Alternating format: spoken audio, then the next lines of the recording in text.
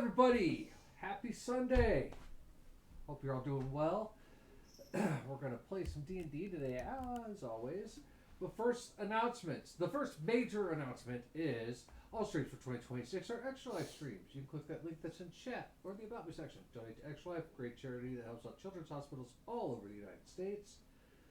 An even bigger announcement is there will be no D&D next Sunday. Because we are all going to be dying of some horrible cough. No, I'm getting mine in. we will all be at Kansas City Crypticon. So if you're going, and you should be, and you see us there, stop by, say hi, get a picture, autograph, all that fun shit. You know, we do it for free. But, you know, you can always tip us, buy us monsters. So, but no, we will be gone. So there'll be no D&D next week, which also alters my streams this week. As always, there's no streams on Mondays. Won't be a stream on Friday because I'll be driving to Kansas City. So streams are going to be kind of up in the air this week as I'm trying to get everything packed and finalized and all of that. So there's still no word on Hawthorne, so no word on Shanae streams. And it's summer, so Az is really probably just going to say nothing. Yep. Not a thing. Not a thing. Fair enough. We have to check, though. I will say that when we get back from Kansas City Crypticon, I'm super excited because that Monday I get back, the Sinking City 2 releases, and I've already got it pre-ordered, so it should be ready to play, so I'll be jumping into that on my stream. What's the Sinking City 2? So the Sinking City is a game based off of H.P. Lovecraft's works. Very cool, like detective style game. You put together clues and you actually fight like wild beasts. And I don't want to give away too much because of the story, but it's really, really cool. But there was some controversy with it, other than H.P. Lovecraft, because Frogwares, when they made it, their publisher stole the game. And they were like, fuck you, we're taking everything. Well, Frogwares finally got the legality back. So what they did was they were like, hey, we're going to completely remaster the first one. Give it to you free since you bought it. And then we're going to release the second one. And the second one's going to be kind of the same concept, except for, I think, Resident Evil 2 meets The Sinking City. So it is a very cool, like I said, you're investigating clues, you're trying to figure out cases, you're while still trying to figure out why you're having these, cosmic horror nightmares that are affecting your character. So eventually you deal with madness, you deal with insanities, and all the fun little things that make up the cosmic horror universe. So Crazy. I think it's on PlayStation. I'd say if it was on Xbox, I'd hook you up, but I think it might be on PC. I could definitely Steam gift it to you, because I think you would enjoy it because it's a thinking game. Combat's a little rough until you start getting. Me playing thinking games? Come on now. I think you like a good mystery game. I don't know if I've ever played a good mystery game. See, I love. I wasted most of my life playing MMOs, so I'm like stunted in development. Like everything's developed on character creation and gearing. I don't really know how to do anything else.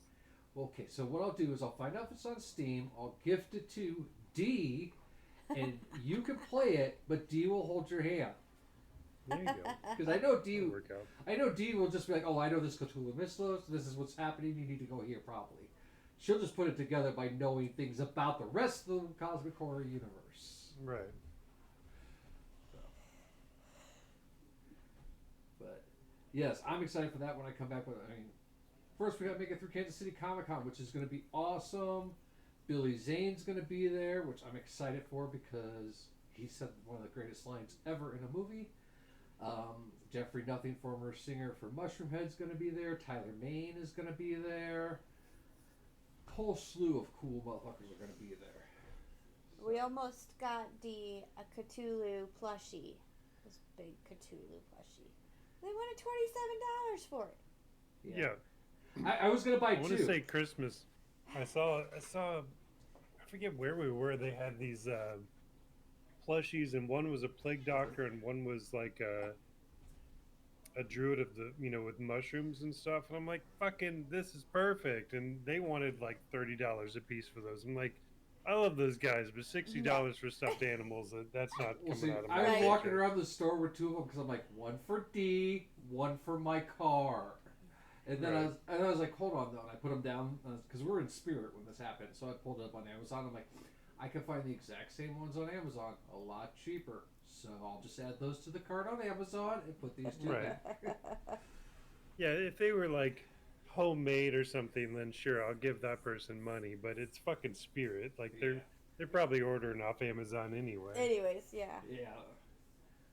Like I looking at different things that they had, and they had a pretty sweet looking dagger.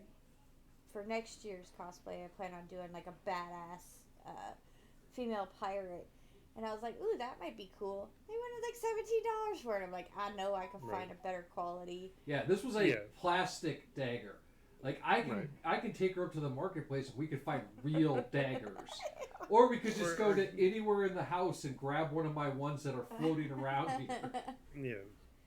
And I was like, nah, not Yeah, paying that. Spirit's for people that just don't know better in a lot of cases. Well, see, we went to Spirit because there's some cool prosthetics that I'll be wearing with my detective costume, and I don't want to ruin them, so you'll have to wait to see. But we went there, plus I was trying to find some makeup for the blending of those prosthetics. So it's like, okay, if anyone's going to have Hello, theater makeup and stuff, it would be there. They didn't have it. So we ended up going to Walmart for the makeup. But I did buy a second set of prosthetics just in case these ones get wrecked. I'll actually be wearing my contacts the whole time, so I Okay. can wear prosthetics this time. But yeah, I love Spirit Halloween. We've been there twice already, which was cute because yeah, her son like sent us a picture of a bunch of stuff, and he's like, "Look, it's open," and we're like, "Yeah, we already been there. And we bought that one." Nice. All right. Well, anyways, enough about announcements and Spirit Halloween and Crypticons and traveling. Let us begin. When you guys left off, you had finally made it to the location where the drop is. And after making your ways through what was more or less just a toilet, you guys figured out how to access where this drop is stored in the never-ending river. Stream. Never-ending streams. Same thing. Rivers and streams. Anyways, Sarah decided that she would polymorph into a little frog, jump into the waters, and try to swim down to find this drop. As she made her way down, there are hundreds upon hundreds of little tunnels. Some are bigger, some are small. Everywhere with water coming and going, kind of pushing and flowing. So you see how the streams never end, it's continual. She got sucked into one of those, and as she drifted off, that's where we kind of left it. So I'm going to have both my players, Az and Cheve, roll a d6 and tell me what you get. 2. All right, so I'm announcing this now. I'm getting a new set of dice today. So, if one, I've got 3 colors of dice. If one color decides to not act right today, it's on the shopping block. I've got my OG set. I've got my black and white set, and then I have my new green set. I imagine one of the green sets is going. So I've just a So- veiled threat there. Make sure that we pack a green set of dice for him. I Well, have they're all 10 older sets sets. in So all this my box. D4s are Caltrip pyramids.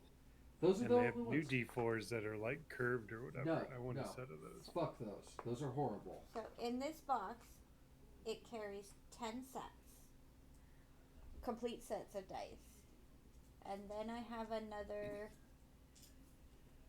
16 in a spare box that I'll switch them out. No, you have 15 in the other spare box, and then you have one set sitting on that bookshelf. Okay.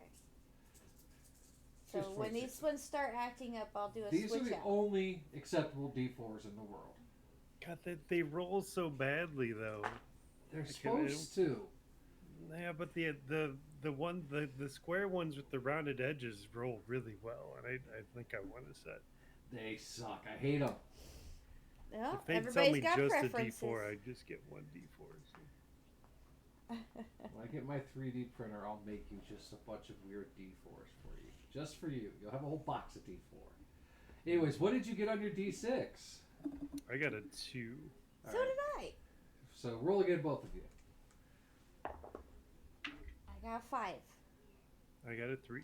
Alright, so I guess we're going to start off with Sarah's part of this story. So Sarah, you are submerged completely in this water.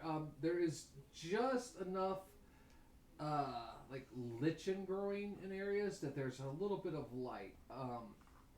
You're able to kind of discern where you're going, but like I said, the ebb and flow of all these different little holes and tunnels that are around there, some of them will suck really hard, some will blow really hard. Phrasing. You being caught in one, you're currently tumbling like in the like undercurrent toe of this water. What is up is down, down is up, right is left. I mean, you're just all over the place. To kind of like stabilize yourself, I would say that you would need to roll a. Survival? Let's go athletics because it's swimming as a frog. So yeah, you're gonna try to like just so you kind of balance yourself and not stop the tumbling, turning. You're still gonna be forced down there because I know a frog doesn't have the strength to beat this. Yeah, so athletics would be a strength. So it's a -5 on anything I roll. You're still just trying to right yourself. So 16, so that's 11. 11. It takes a little bit of time. I will say, bouncing off the walls, you do take no damage. Okay. You do skim yourself a couple times, but that does, like bumping into the walls just kind of help give you a little more momentum to right yourself. So eventually you're kind of floating like a frog would. You know, you're right side up, but you're being forced through this current. As you're going, you notice that it's starting to get brighter and brighter and brighter. And as you burst through this area where there's just tons of water pouring down this cascading cave of waterfalls, you fall, still in the water, but falling down with the stream of water into a larger chasm of water. And as soon as you hit down far enough, you get sucked into another tube. And this time you feel yourself going back up and around, up and around, up and around, until you come back towards that big bright light again. And as you start falling this time, you just stop, frozen in the air. This was Little frog just As a sitting frog. Fucking ride. Just like. So let me give you the full. So this cave is about 100 feet round, cylindrical room. There are hundreds upon hundreds of different size holes just spouting water down, probably about 200 feet down. And you're just floating about 3/4 the way up from that. And this room is just full of light. And as you're sitting there in your little frog form, your little frog brain just kind of. I still have my intelligence. You're about to. Yes, but the frog side of it. I use my intelligence. I just use its strength, dex, and con. Anyway, so you're floating there, and all of a sudden, you slowly, very slowly, start to drop. And I'm looking around. Huh? I'm looking around. Well, you're looking around. It's just you just keep seeing all this water coming down, and the light coming above you, down around you. So you see this solid cascade of water that you've already fallen into once. And right as you're about to hit that water, the light encompasses you. And now you're sitting on a wooden desk. And as your eyes adjust and you look around, you are in a massive library. And there are rows upon rows upon rows of bookshelves, piles of books everywhere, scrolls, just piles of them, scrolls on top of the shelves, scrolls falling out of books baskets. Sarah's so excited. She like frog croaks. She's like, "Burp, burp," like just like releases it like a I pressure have wave. forgotten about you. I have forgotten Right. about everything. The quest is over. As you are standing there in water and you let out that small croak, a long, spindly finger reaches down, touches the top, and goes, I think you deserve to see this in your full form. And all of a sudden, you're still in the sitting position of a frog on this table, but you've been forced polymorphed back to your normal form. I was gonna change anyways. And yeah, as you look around, these rows go on forever. You do not see the end of them. And there are just books and scrolls and loose papers, tomes of every subject everywhere, just piles of them. Tercel, you guys just lost yourself a girl. Mm-hmm. And as you look around, you see the owner of that long spindly finger. A very, very, very frail looking old man with translucent pale skin. Bright blue eyes. Once you look at these eyes, these eyes have seen everything. They have infinite knowledge and wisdom behind them. The face is wrinkled and worn. The top of his head is balded, but he still has a couple strands. But he has long, think Riff Raff from Rocky Horror Picture Show, just kind of skullet going down, where two elfish ears poke out. He has a pair of old metal-looking glasses with the round frames. Very, very nice attire, very well kept, except for there are ink spots on his elbows and on his fingers. And as you look around at him more, you see that there are quills and paper where it seems he's recording everything that's going on. What would you like to do? I don't know. Okay, first you've got to dry yourself off down there. I'm just like... Sarah just had a joygasm. Well, not only that, but the perfect person to be around. Somebody who has seen so much. You can gather so much knowledge. More than you can gather from a book. Somebody's experiences. So, I'm just... I'm like, I must have died. This is my heaven. Do you say that out loud? Oh, yeah. He looks at you, pulls his fingers, pushing the glasses up. Oh, I assure you're quite alive, my dear. How may I help you? Well, and I'm like, that's right. My friends and I were trying to acquire a droplet of water from the never-ending stream. My frog form didn't quite stand the push and pull. And he looks at you, and this is when I need you to roll a wisdom, because you're trying to have memory here. What was the exact wordings of what you're looking for? I have it written down. Wisdom? Uh-huh. So, 17. All right, so what do you have written down? The exact wording. It's the same wording you've got written down because you had to take it from my notes. Drop of water from never-ending stream.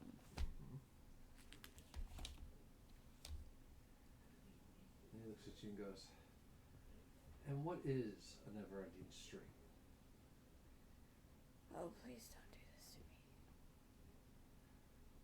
to me. It never ends. And he goes, young child, there's only one thing that never truly ends.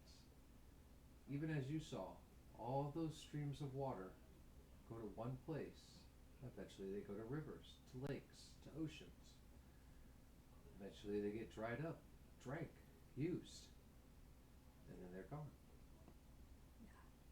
Just changes form. No, the water is gone. But what is one stream that never ends? Thought. Close. Knowledge. And with a gesture of his hand, You see I will, lights I light will up be even like, further I would down. like to disagree with that. There's a lot of people that have lost all knowledge. The druid's like, let me explain how the water system works on this planet. See, there's evaporation, and so the she proceeds to Just try to changes school the form and wisest it comes man back to on the water. planet. Right. Actually, Actually, you could run out of water on a planet. And when we play Dark Sun's next campaign, you guys will find out. We're not gonna play yeah, Dark only if the Sun. halflings do industrious bullshit to ruin the planet. That's why she doesn't want to play it, because the halflings are the bad guys. Yeah. I wasn't playing a halfling next one. I don't know, I might be. I got a character druid right now. I haven't decided what campaign we're playing in next time. Oh, but okay. Well, I guess I have a couple can't different do stories whole- started, but Can't really do my character if I don't know what we're playing. so anyways, as you are sitting there now in this library of infinite knowledge, endless wonders, and you're looking around, we're gonna go to Tercel. Tercel, so you, Doggo, and Farah, and your monkey are all just kind of standing here in the Fey wooded area. Oh, they're not in the water? No, remember they didn't jump in. You jumped No, he was in the water.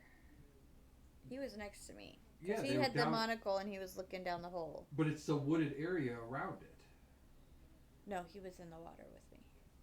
Okay, there's the water, and then there's wooded area. Okay, You're in the middle of the lake with me fine. in the water. Roll a d20. You, I don't Sarah. want to be in trouble. Not you. Not you. 14. I'm not the one 14. arguing. While you're in the library, it burns down. You die. No, they're standing in the water in this wooded area. Okay. Okay. Yeah. Like this is the lake. These are the cliff edges. Yeah. And this is the beach. Yes, and the beach leads to where And then the there's this little toilet waterway, is. but it closes off. yeah. So, and up above them, at the top of that roof where the cave is in, you can see all the wooded area. They're below ground in that toilet area. So, in the water in a wooded area. Okay. So, you guys are standing there. Sarah went underwater. You're waiting. Waiting. About 10 minutes goes past. Nothing. You put the monocle on. Roll a perception check.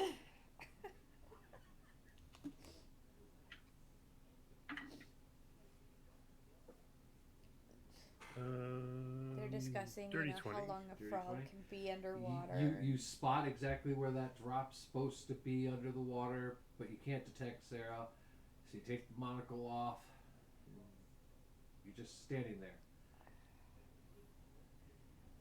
Waiting. Anything you'd like to do? So Tercel's getting nervous. He'd turn around, look to Farah and be like, how long did she say that those fucking frogs could hold their breath? Like, I don't know. Did I see her get picked up by the stream? No, she had dove down at that point beyond what you would see. Like, it didn't look that deep, like maybe 50 or 60 feet. Like, I don't know. How long do we give her? Farah, looking rather annoyed because she's standing in water. Her leather boots are getting wet. She just kind of shrugs at you and goes, I don't know. She's like, we could go over down the beach though and not be in this damn water. I mean, yeah, if you need to get out, that's fine. I'm gonna still here. If maybe she's close enough to I can dive down a little bit and help her up. I Alright. don't want to get too far away. So her and Doggo are going to slowly start making their way to the beach. They get about 10 feet from you when you see bubbling all around this lake area.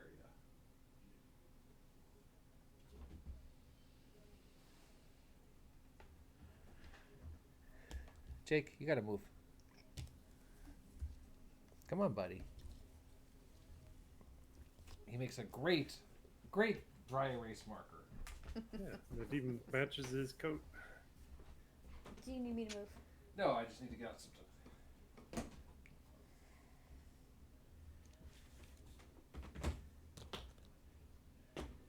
We got a big comfy chair. So we've lost room in our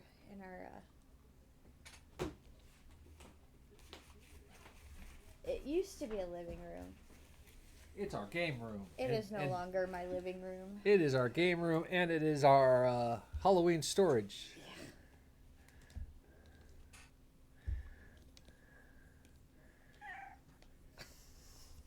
Meow.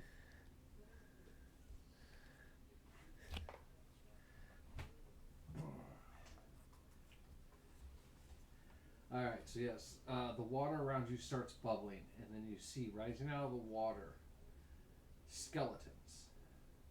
Their armor, like leather, that's been underwater, so it's kind of soaked but rotty. But you also see, like, it looks like it's been dissolved in some kind of acid.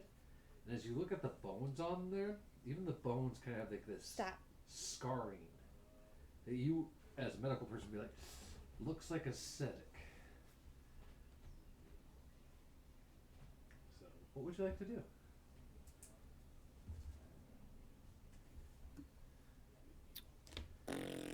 Stop. You're gonna fart in the water. Got it. Yeah.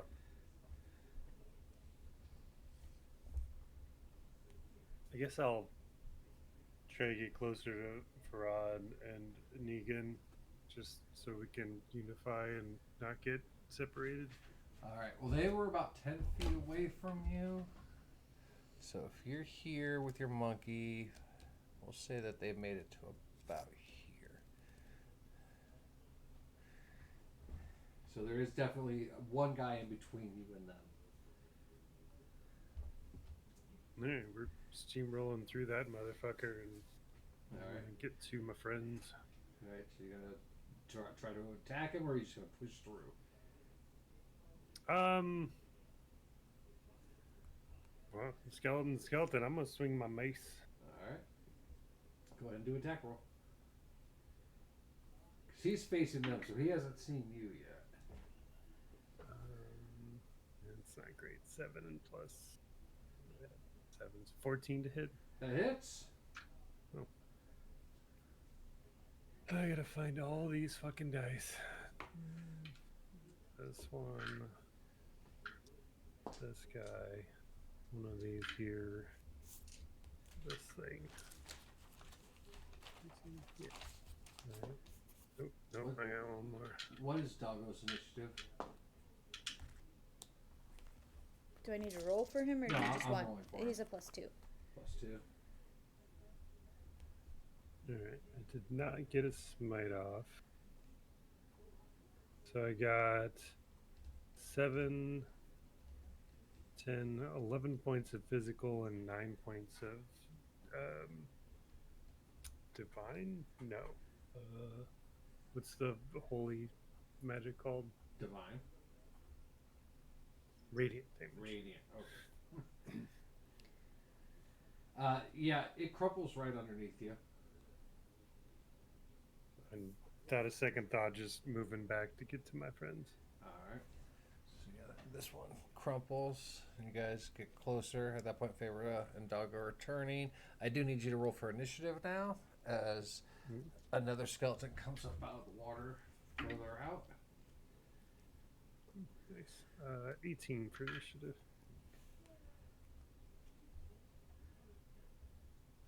All right.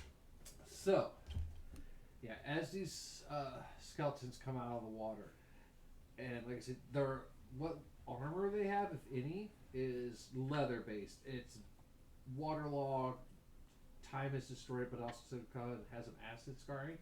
But you also do notice that a couple of them don't have armor; they just have like tunics and what remains of pants.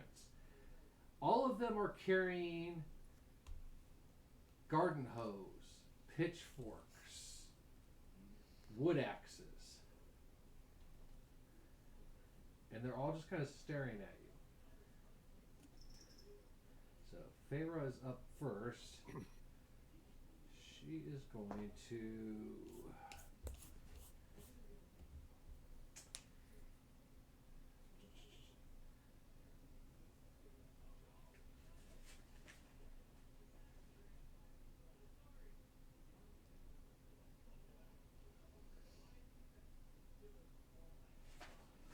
where's that spell name? Got the spell name, but not this how it works on this chart.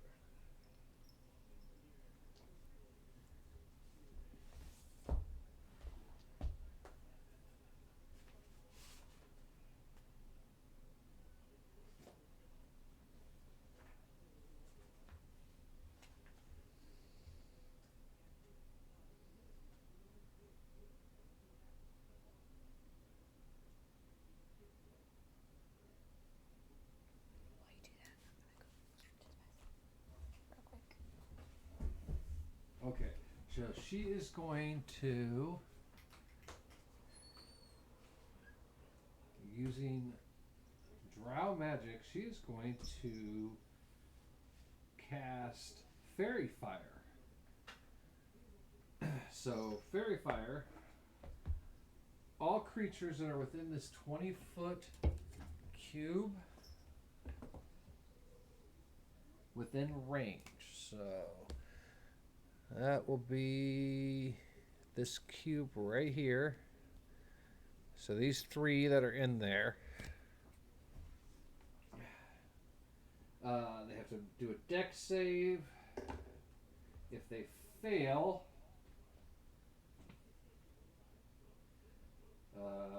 for 1 minute, they're gonna have a dim light on cast on them, and any attack against them has advantage if you can see it. So, and they cannot turn invisible. So let's see here. Fail, definitely failed, horribly failed. So yeah, so all three of them have like this eerie green light coming out of like the openings of their armor, out of their rib cages, out of their eye sockets. Any attack on them is an automatic roll at advantage for the next 1 minute. So, Nice. all right. So then Doggo's turn. Doggo is going to. I'm still here to play. No, you don't get to control Doggo during this. You're not here. Doggo's gonna move over there and do a bite. What is his bite? His temperament, he would not bite them if they weren't attacking him. Well, he is going to. He's not techniquing correctly. So he goes to bite, but rolls an out one, so he misses.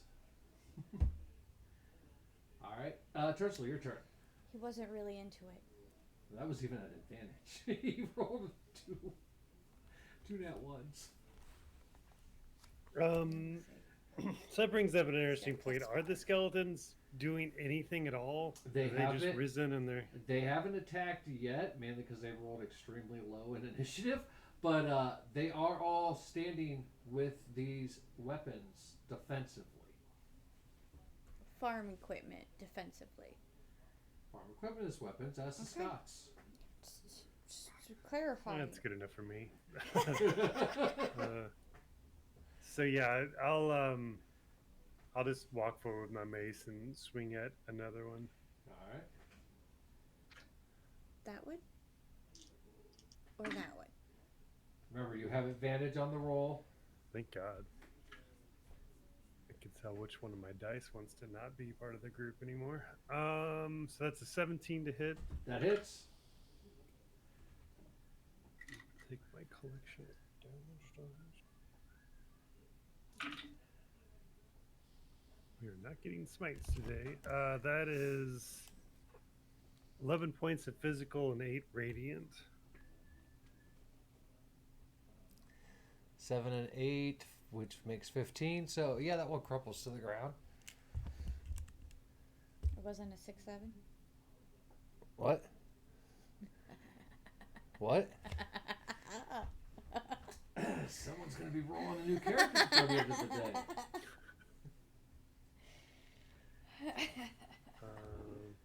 I'm not going to worry about bonus actions, so I'll just be. That'll be my turn. As that one crumbles, you see in the water another one rise out. This one, dressed in what was probably once a pretty nice pinkish and white flowery dress. This one only stands about 4 foot tall. There's tatters of little blonde hair on its skull the spots where it hasn't been chewed.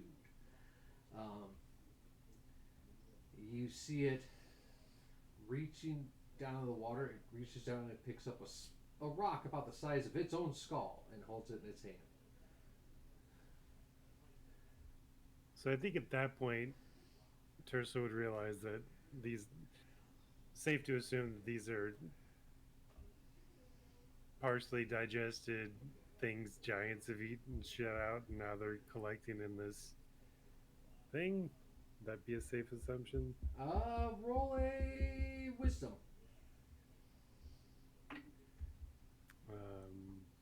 11. 11. The thought would definitely cross your mind, and it could possibly lead towards that. If that's where Tersa wants to try to take this.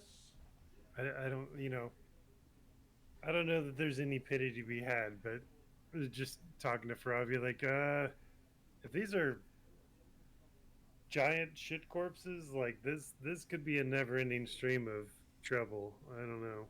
Like maybe we need to not stand here and hack at skeletons this whole time. Find a way to stop the resurrection. I don't know. While you're we got some time to think. These guys aren't much of a challenge. While you're saying that, about 4 more of them appear in the water. Each of them wearing, again, some armor. Some of them just look like standard clothes. All of them carrying the most simple, basic, like tools that they would use as a weapon. Altogether, now there's about 9 of them standing in the water.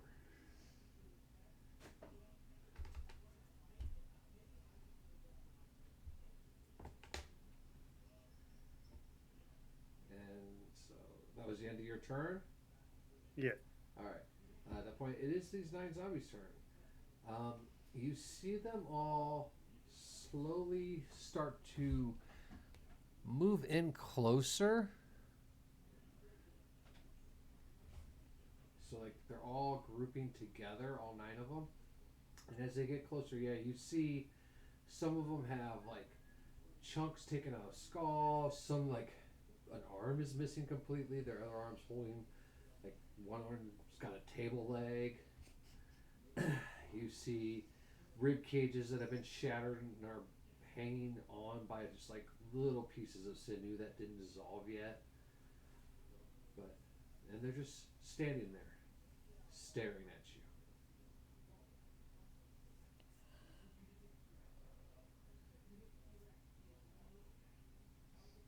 And that's their turn.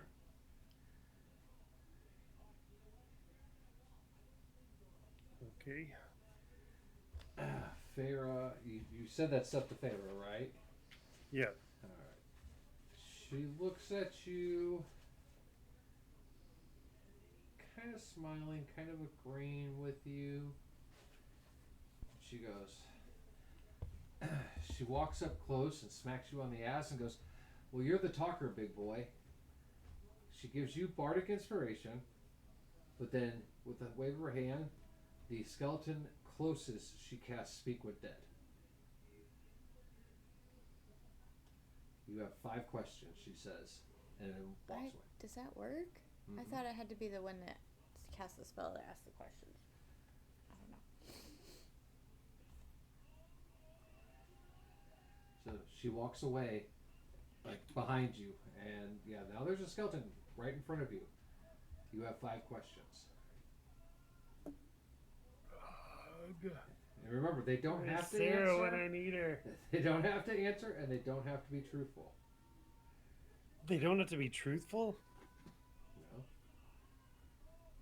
The dead can lie. Jake, you need to get your salad tongs out of the way.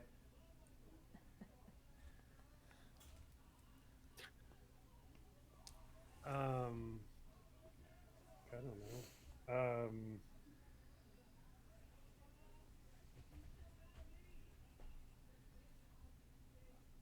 I guess one would be, um, why have you risen again?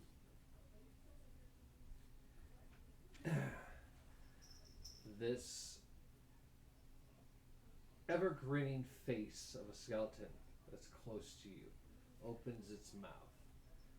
And from deep inside, where there is no tongue and no vocal cords, a sound does emit. And it says to you, revenge.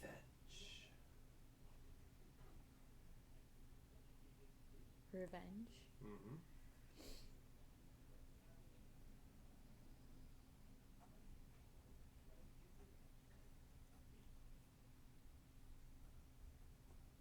I mean, I got 5 questions. I think I know the answer to this one. They may not answer it truthfully, but we'll ask, who are you getting revenge upon? The Defiler. That's not helpful.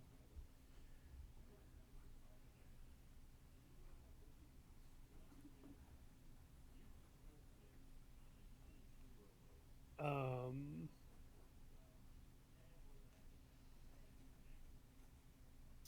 is one of us the Defiler? No. So they're not a threat to us.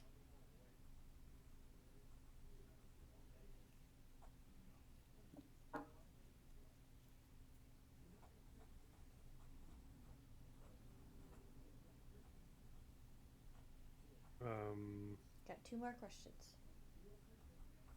All right, so this is me. This is me spitballing. So don't count it as a question. This is the player talking, not the character. So this is on the over the table.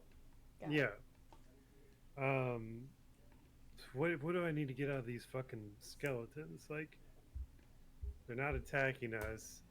They want to kill. They want to give revenge on the Defiler. That is not anybody in our current party, unless Sarah's been doing some extracurriculars while we're looking. You did see what she did to those chickens. Right. And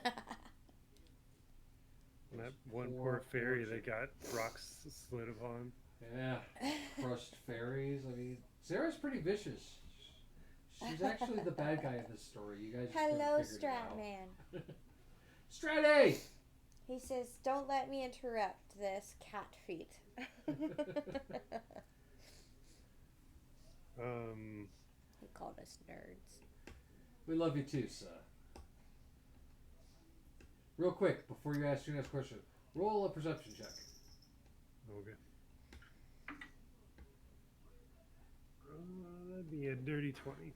So while you're standing there, the water from where you know the toilet area is, where the giant comes flushing down into the water, but sliding along with it this time is a naked gnome covered in poo, holding an empty bottle, but having the time of his life. As he hits the water, he teleports out. Thank God. The fleeting, Never gets normal every time I see that happen. the ever-fleeting Stratman. Wild, elusive Stratman has appeared. He says, "I'm also quite high trying to do housework." I do that all the time. It's quite nice. All right. Fourth question. Do you know how to get to the droplet of the never-ending stream? Yes. Shit. That was a stupid question. Oh, it's not. Now you follow it up with a good one. Yeah, because it's your All right. last So one. above table, should I just ask him? Will you take us to the? Nope, because he could just answer yes. There.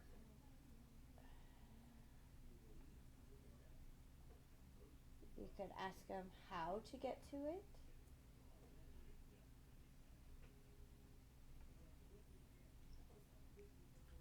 Yeah, I guess I could just say how, not will you tell us, or Yeah, make it more direct. Like that he'd have to answer it with more than a yes no.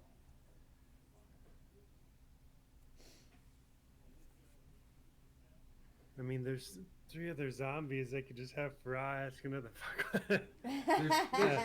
There's 8 other zombies. Yeah. Yeah. All right, so we'll do. All right, back in game.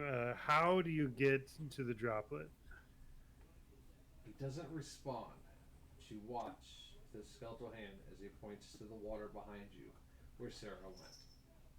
And at that skeleton crumbles, and another one rises behind them, and slowly makes his way towards the rest of the group. I'll look to Farah, be like, I don't know. You Do need we to keep ask doing this, or how to acquire the droplet. She looks at you and goes, I could probably do that about 2 more times.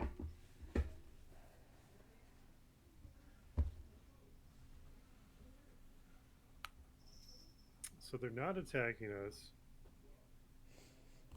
so far. One would assume that the defiler has something to do with one of the giants. If my deduction of them being consumed meals is true. And helping them kill a giant sounds like a horrible idea, so we're not going to volunteer that one.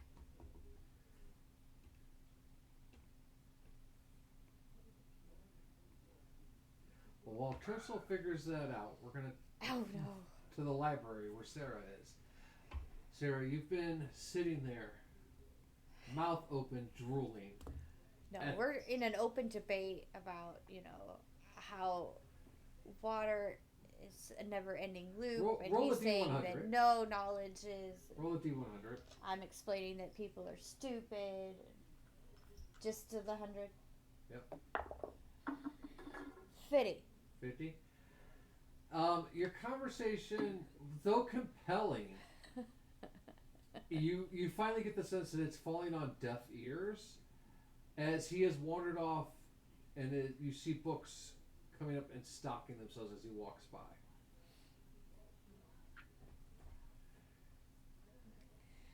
Hey, sir, I didn't get your name.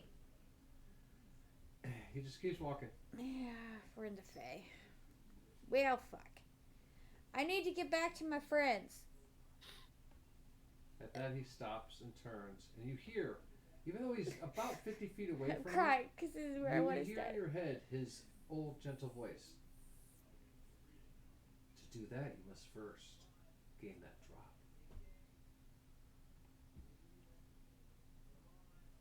Yeah, it's back in the water where I was headed. He shakes his head, turns, goes down an aisle. Fucking hell. Why do I have to go for the fucking puzzles? Because you're the only one who could go underwater.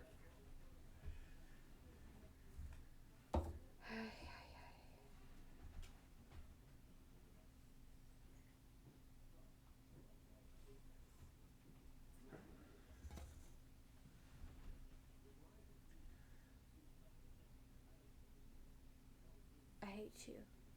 Huh? I hate you. Just think it's going to get better because you still have the afternoon campaign. I know. Now it's really messing with your head. I'll be more awake. Let's see. Like real shit.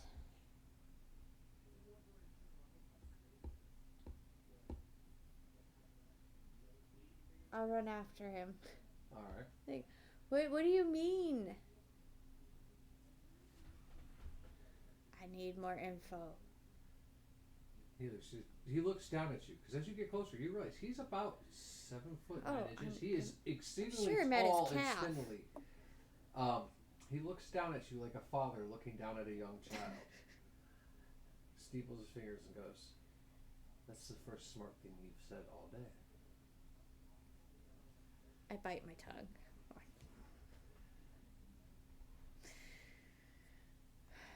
You are in a place of infinite knowledge. I was thinking the same thing. What do you think you're looking for? We're trying to figure out. We need 3 ingredients so that my Baba Yaga can make a whatever so that we can trap him in the shadow realm.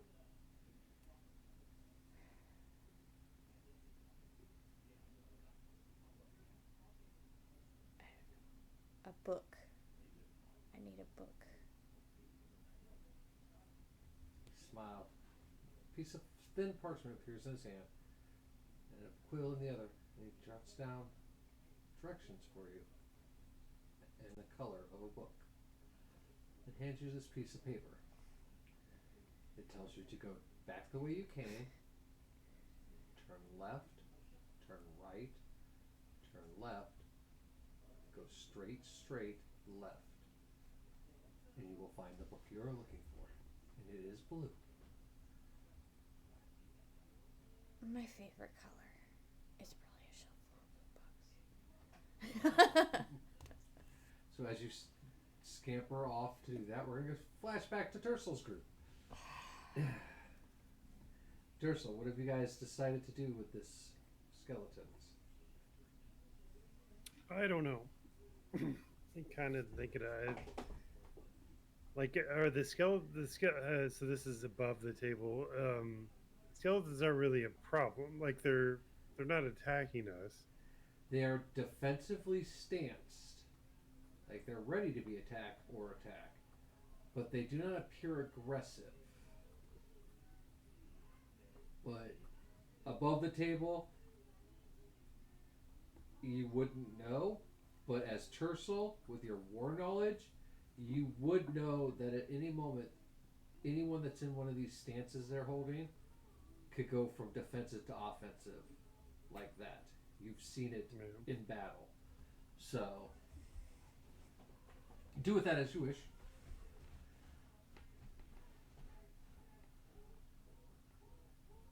The formation they're in, does it look like they're guarding something, or are they doing it for their own benefit to be more of a... It's more of a crowd gathering in front of you. They haven't even like circled you off or closed you. They are just in front of you, and the crowd has grown. Like I said, they're at 9 zombies now.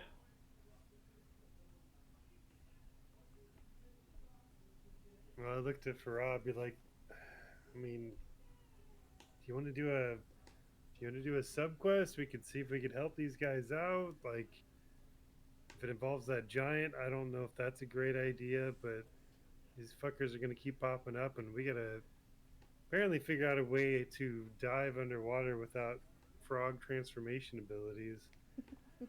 Kind of a... She looks at short you, trip. reaches in her pouch, pulls out her bottle, cops a cork, chugs it down, puts the bottle back into her bag, and goes, "So, lure a giant down here, kill him, or try to swim underwater without the ability to breathe." Yeah. Giant? I mean, that's kind of what I'm thinking. She stands there, she kind of does that stretch, puts her arms up, she goes, "I'm game." Do you think we need to get another 5 questions to make sure we're correct on the giant thing? Not if we Or want do to you think- fight this giant. Fair. Do I have anything I can use to You guys gotta remember, you guys haven't taken a long rest in a while now, so Yeah. some people's spells may be running slim. Alright, fella, let's see. Looks like they're all facing the same way. Let's get out of their way and see if these fucking zombies beeline into something, and we'll just follow them. shit looks too creepy, we just let the dead be dead, and then we'll come back and reconvene and try to come up with an idea for breathing underwater, I guess. So, what way are you trying to move? Like towards the beach, or Yeah, try to get out of their way and also hopefully better footing. okay? Like, So yeah. not to put ourselves in a compromising position. So from where you're standing, we kind of off to the left, just kind of sidestep and walk over to the beach. It'd be a little bit of a walk, but as you do that, they just turn. Their gazes following you. Those empty sockets just staring at you. They don't move.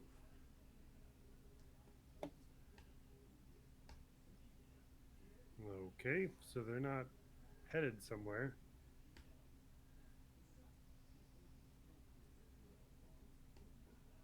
Does that mean the defiler is here?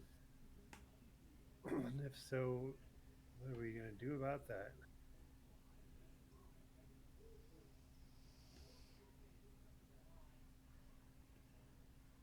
We might have to ask more questions for I know that's going to drain you a little bit, but I still have a lot of spell slots. I just wasn't thinking we'd be talking to dead anymore, so I got rid of that spell. Foolish players. It's a zombie campaign.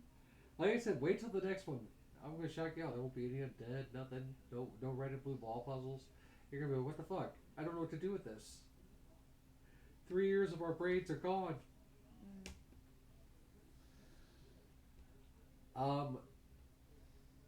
She looks at you and looks at them and goes, I'd say we just go kill that ogre. The giant or the ogre? Yeah, the giant. I mean, I don't know if I doubt Tursel's fought a giant before, but There's a first time for everything. yeah. If you're down for it, minus Sarah, I mean, I guess we could try. I'm feeling pretty spry spell level wise, so. Roll a perception check.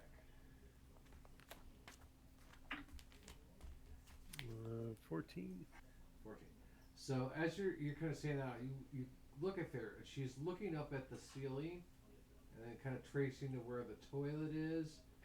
She's like, "How do you feel about being bait?"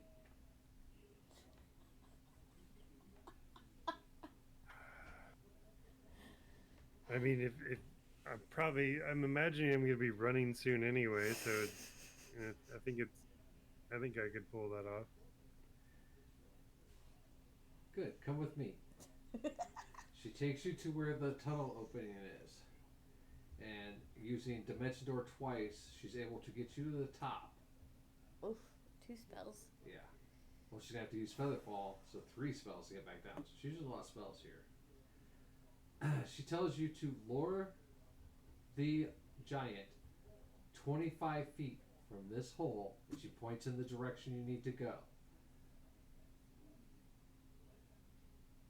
And she says, when you get there, drop this on the ground. And she gives you a small yellow and red glass bead.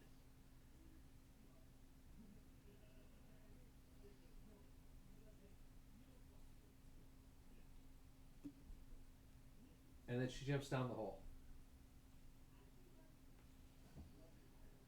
So now you are up there, and let's get a giant. Let's see here.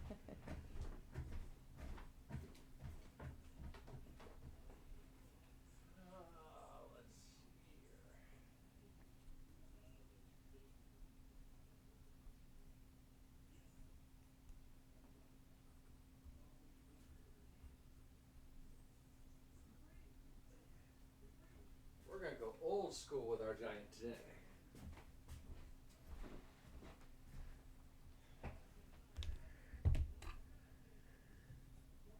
Oh my god.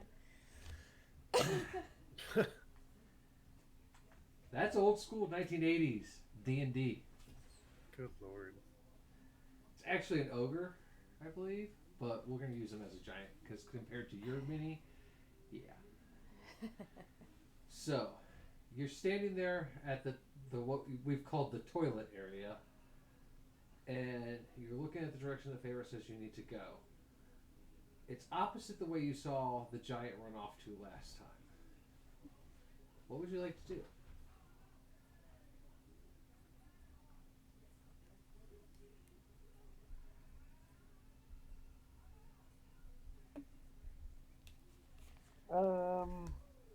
I really hope it's just the one giant the whole time. I guess we didn't think about that, but who needs thinking?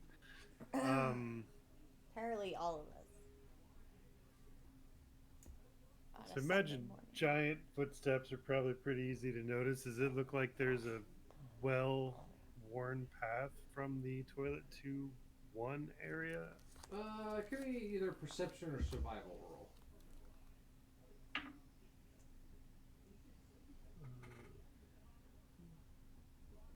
Same. So 21.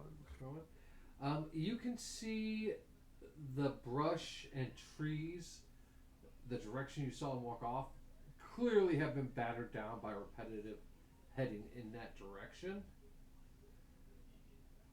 So it's clearly the way that they seem to go, that the giant that you saw goes, anyways. I guess we'll head that way stealthily, Alright. and see what I can see. So you go about 25 feet from the toilet area. And as you get closer, you see more and more vegetation has been crushed. And as you keep getting closer, now about 30 feet away, you see the remains of houses that have been crushed. You see the remains uneaten cattle, but dead, their bodies snapped. You see human Waste. corpses crushed. You see one person, like, there's a footprint on the ground, and they are just flattened, crushed, their organs squished out, blood everywhere, eyes have popped out of their socket. This whole little village has just been decimated. And sitting on the far side, about another 10 feet from you, on a pile of rubble, picking its teeth with what looks like a big cow horn, is a giant. Super. Just one giant. He is Good the news. defiler. Or was it like a team of giants, and then we have to figure out which one's the defiler or something? Don't give him ideas. How far away am I from the giant currently? About 10 feet from you. Oh shit. It's terrifying.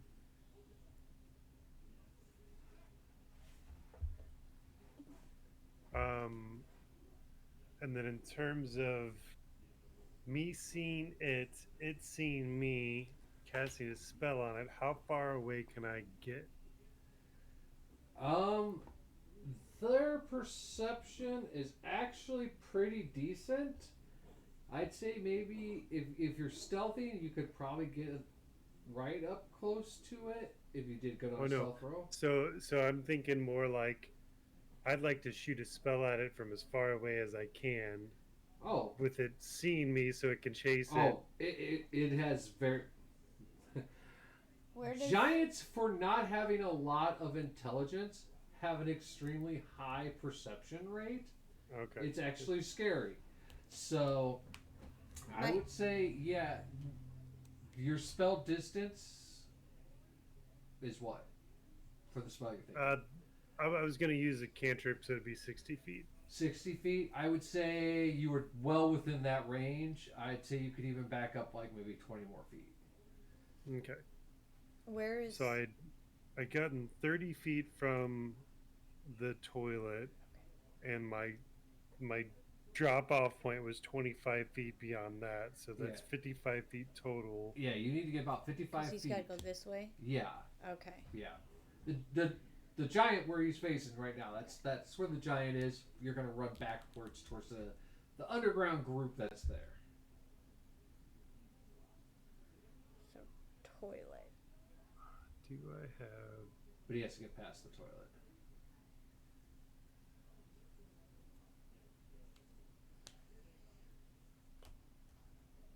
Not on this character. All right, we're gonna do this classic World of Warcraft pulling style, and I'm gonna kite the thing. So, I think for dramatic effect, I'm gonna pop thaumaturgy, boost my voice up a whole bunch, and say something cool like, "For the atrocities you've committed against this village, I sentence you to death," and then I'm gonna launch a sacred flame at him. Okay. Before you do that, did you take your monkey up with you, or did you leave him down with Thera? He's always traveling. with No, him. it's not a. It's not a Okay. summoned monkey. It's a real live monkey. Just So, figured that's he's what I said. always with him. I just wanted to make sure because that I need to add it into this equation if it's up there with you. I think for the purposes of knowing that this was going to be Dell, I think he'd have left it with Farah. Okay, cool. Just If- because he doesn't need any more distractions. All right, so it stops picking its teeth, and it zones in right on it. You see its head look at you, and you just feel like this grace. And then you see, like, flicks its wrist, Oh. like just like this fast of a movement. I need you to make a dexterity save. And Magic you're trying user? to beat an 18. That's close. 15. 15. That long piece of horn it was using to pick its teeth just goes arcing through the sky and lands right next to you, but it does hit you. It grazes your side, and you take 6 points of piercing damage Ow. as it just like skins you on the side of you. This long, sharp, what was a cow's horn that it was using as a toothpick. Time to run. And then it stands up. This thing is about 45 feet tall.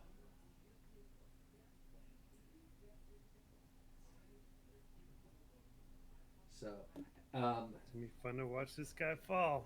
so you cast Guiding Bolt. What was it? What is it? I'm going to do Sacred Flame. Sacred I'm not going to Flame? use a spell slot. Okay. So he makes a Dex 19 save. He makes a 15, so he fails. Okay, and then we are level 17. I get a boatload of damage, actually. Uh-huh. Hooray for cantrips. I know. I got some too that I'm like, dang, you're actually powerful now. That's 17 plus 7, 24 fucking damage from a Sacred Flame.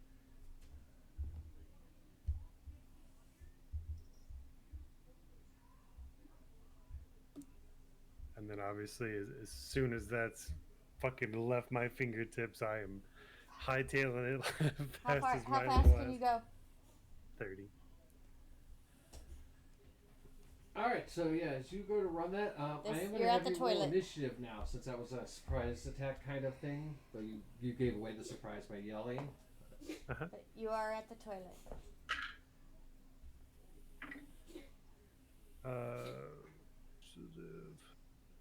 Do I have my shield out? I don't know if I do or not. We'll say not because I was being stealthy. 13 initiative. All right. Now you get the shield out.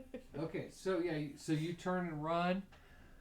It comes after you. 1, 2, 3, 4, 5, 6, 7, 8. With long, striding legs. This thing is right on your ass almost instantly. You feel the earth shake. Trees start to crumble. You look back as you're running. You see where it hit, and there's like burn marks, and it's just angry. You get to go first, so. You still running? You can get just past that mark that you need to be. So the mark is where I need him to be. You need to I get to can't where see. that X is. Where the exit, so the mark's the toilet. Yeah, you're at the toilet, so you've got another 25 feet. You're at the toilet. And you said you can go And- 30. So when he moved, he was 30 feet away. No, he can was move 20 40 feet. His movement is Or 40 10 feet. feet. Yeah, he was Okay. 10 feet away from you. Yeah, they have extremely long legs. This is that video I showed you of the mama bear walking and the little bear. Yeah. Yeah, that's reverse system. I'd say run a dash and drop that damn thing where she told you to drop it, and hopefully he's right on your heels and goes.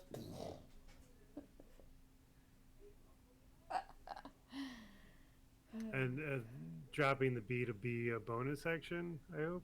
Yes. Okay.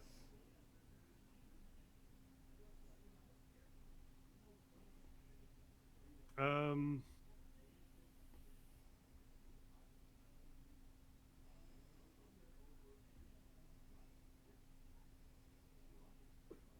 Time to get fast as So fuck. 30 will get me just on the other side of the X. Yes. Yep.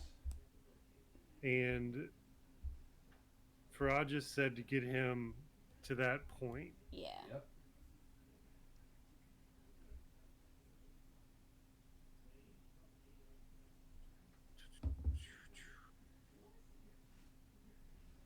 Alright, let me check one spell real quick. I got an idea, and otherwise we'll just run our asses off. Where the fuck did it go, though? Oh, I'm looking for the wrong spell. Ah, that makes more sense.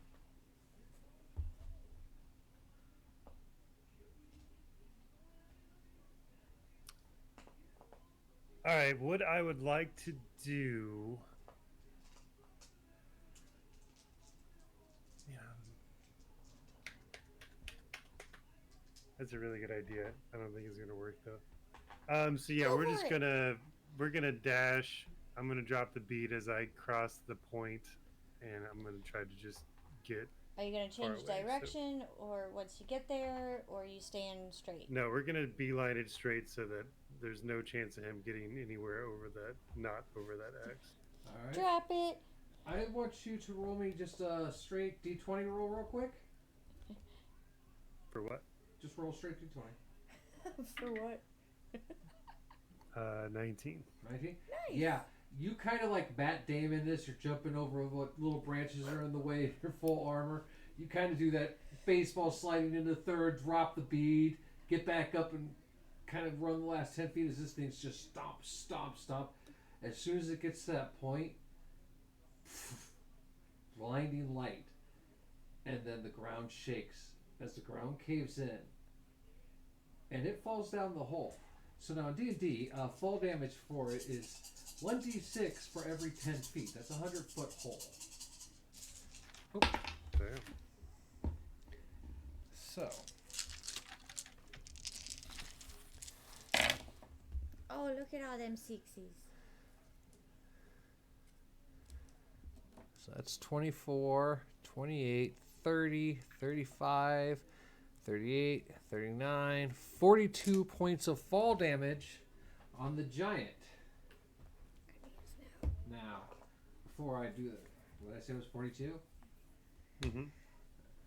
42. Good thing Neekin went to the freaking beach. She actually marked it to where it wouldn't fall on you guys. The poor Skelly's in the water. Oh, it doesn't hit them. They're right outside of it, though. They watch as this giant, as the earth gives way, and this giant comes throwing down. Feyre and Doggo see these skeletons look up, and what hands are wrapped around weapons tighten as this giant falls down like the world's biggest cannonball. Water going everywhere, but they stand their ground. It is prone in the water now. But Tercel, you up on the top there, you need to make a dexterity save for me. I was gonna say, did he run past in enough time? That's what I'm seeing what the dexterity save is. 19. 19? Yeah, you got just to that point where you were out of the range of the ground collapsing, that you can walk a little bit and look straight down, and you see down below that lake with this giant just laying there in the water, bloody, beaten, still alive. Skeletons moving in on it. Feyre and Doggo off to one side on the beach.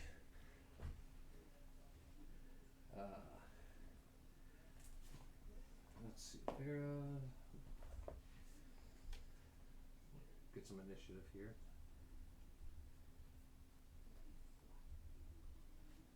And I'll let you roll for Doggo this time. Initiative? Yep.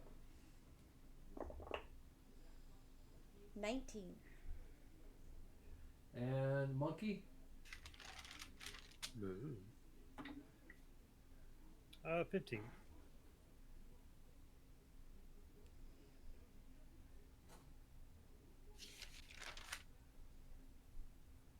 Okay, so. Oh, now What's you got Monkey's name? Davy. That's right. Or Mickey, yeah, sorry. It's one of the monkeys.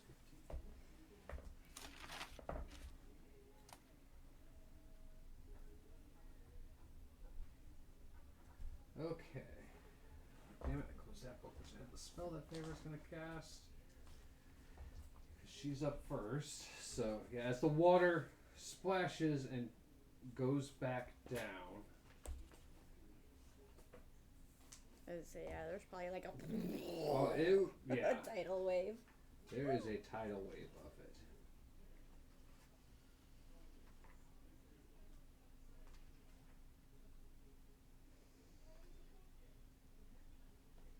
Shit, where'd that spell go? That's right.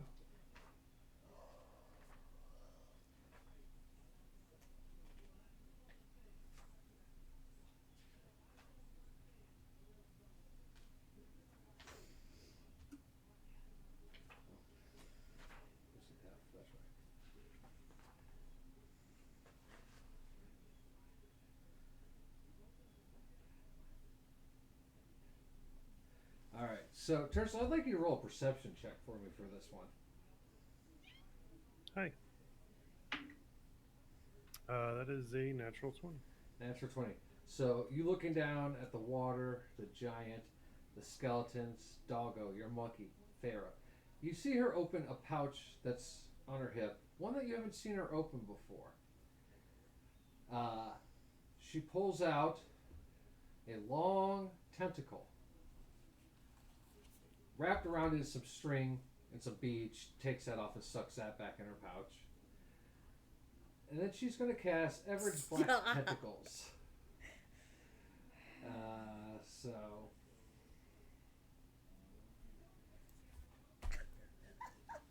It's going to make a dexterity save, which these things have shit dexterity. And he's prone, so. Yeah, I know, so it's at disadvantage. So 11 versus her spell save DC, which is extremely high. Yeah, he fails. So he is going to take 3d6 damage. Oh, that's so cute. Mickey's riding on Neekin. 15 points of damage.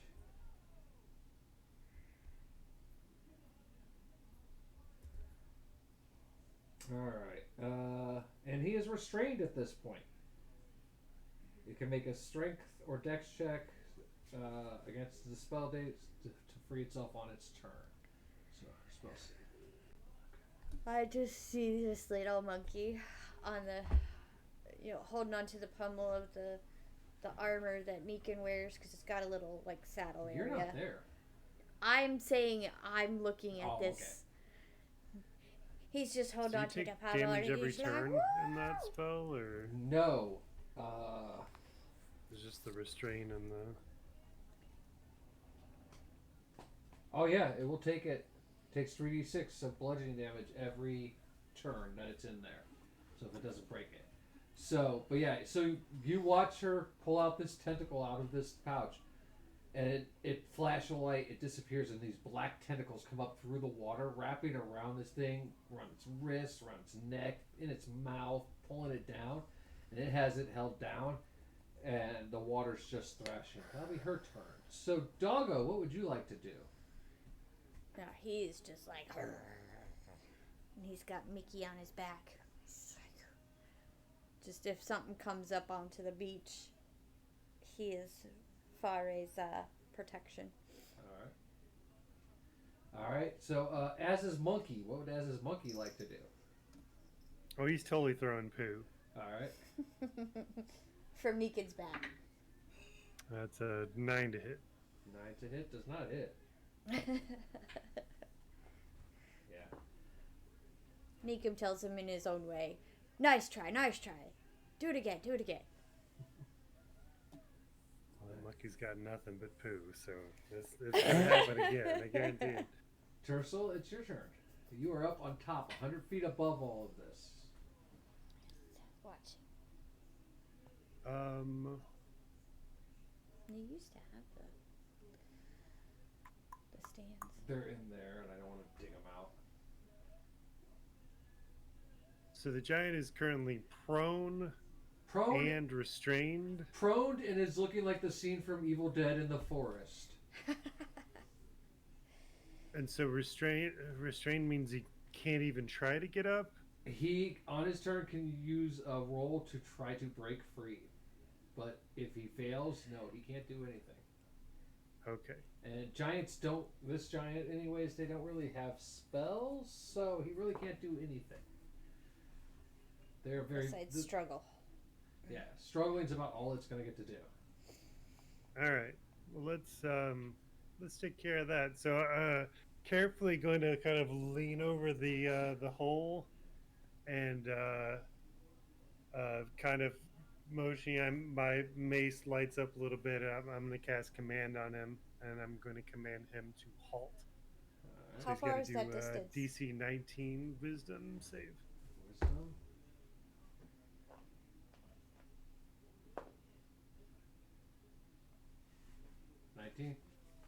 Smart motherfucker. All right.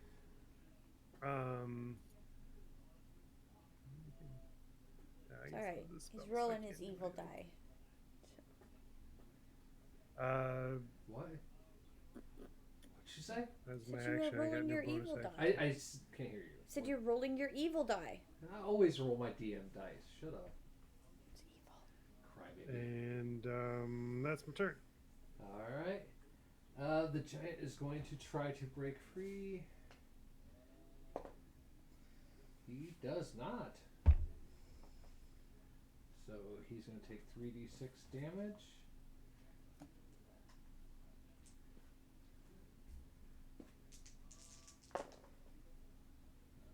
It's 8, 9. So 9 points of damage.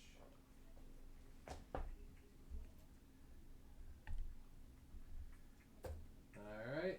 And then it's going to be the skeleton's turns. They are all going to walk up and attack him. So there's 9 of them. So miss, hit, miss, miss, hit, miss, miss. 2 more No, 2 hit. and 1 more hit. So 3 hits. All of them with improvised weapons that are 1d6 worth of damage.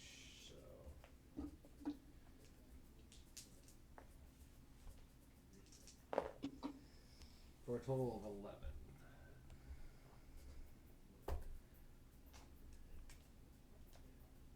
Alright. And then that's their turn, so then it's Favor's turn.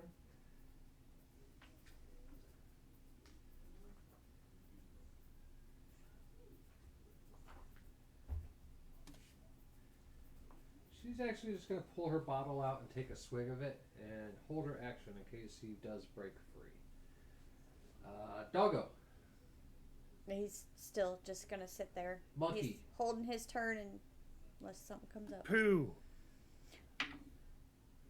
He's So 17 to encouraging. hit with poo. It hits. He is encouraging Mickey. Would you probably say like- a D4 Trying to get closer Yeah, so he gets a something better small. angle. attack D4 flaming poo D6. Oh, it's like a okay. So flaming poo is a D6. Yeah. Oh man, 5 flaming poo damage. Woo woo! All right. Little burst of Turtle. fire.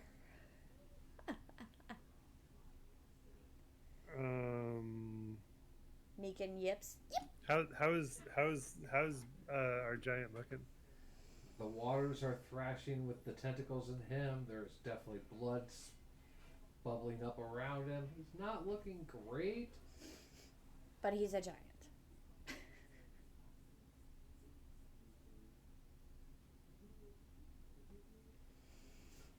Fuck it. We're gonna command again.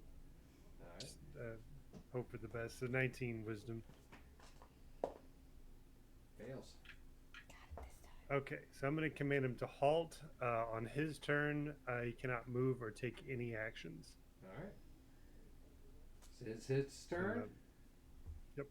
Well, he can't take any action, so he automatically takes 3d6, which that one right there alone kills him. And he had 2 of them. Yeah. So that's 13 points of damage. He only had 5 left. So, what happens? And Tercel, you're watching this. Like I said, it's kind of very much Evil Dead-like. Tentacles are everywhere wrapped around him. And then, yeah, it just rips his legs open, and one tentacle goes through there, comes out through its mouth, and it pulls back, reverse pulling the jaw into its stomach. Oh. At the same time, the ones around the arms, you watch as the sinew and skin start to rip, and the arms get ripped off of it, and it's just blood starts running. The legs also start to break and rip, and you just hear this bones. Pretty soon, it's just this giant stump body there, and the tentacle finishes pulling out back through that hole, ripping with the jaw the whole time, intestines and stomach and blood coming out. Ew, that water's disgusting. The water turns dark brown and blackish red. All the skeletons standing there collapse. Tercel, you turn as one appears next to you. It says to you, "Thank you." It gives you a single gold coin.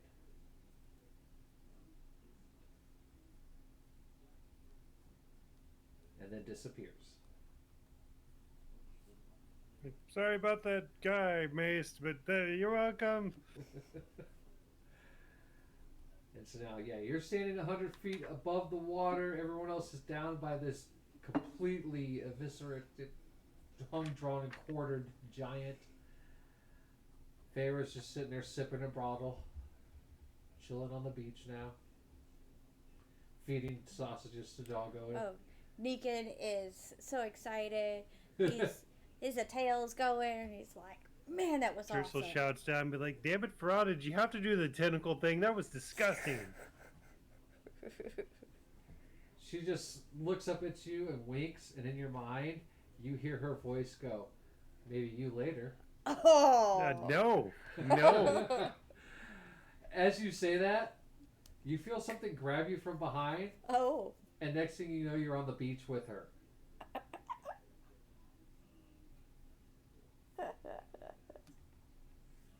All right. Well, that's going to be ingrained in my skull for the rest of my life. I'm happy I got to be a part of this fucking adventure. So as you guys are all And he's down just below- like, he's like staring at the giant, just like, the things that we've done in this lifetime, I don't know how to explain it. Feyre hands Tercel one of her bottles and goes, "You get used to war crimes." You're like, "Oh, Sarah's Farah, I gonna didn't know you were miss Canadian. this." That's crazy. Oh, she probably borders pretty well on the Canadian side, so. So yeah, as you and her sit there, sitting on the beach, bottles in hand, Doggo and a monkey watching this body just sitting there floating in the water, we're gonna go to you in the library, but we'll take a break. So, when we get back, we will be in a library with the lost Sarah. No, I'm not lost. I got a map. You're wrong.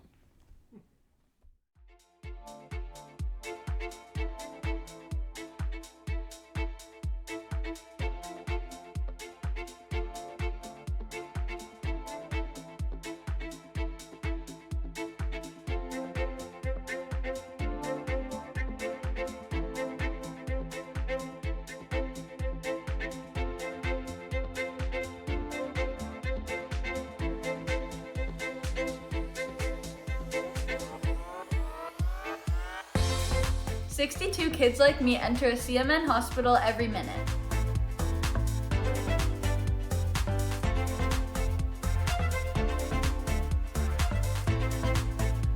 My name is Sean Gorey.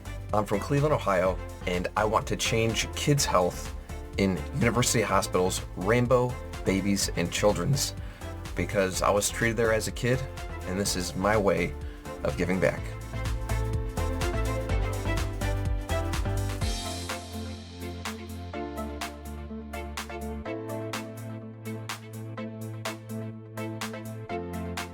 Kids can't wait. To change kids' health means to fundraise by playing video games or tabletop games for these kids that are like not having the best time of their lives right now. They're having to fight scary diseases, scary illnesses, some of them more rare than others, and we just do everything we can to help fundraise.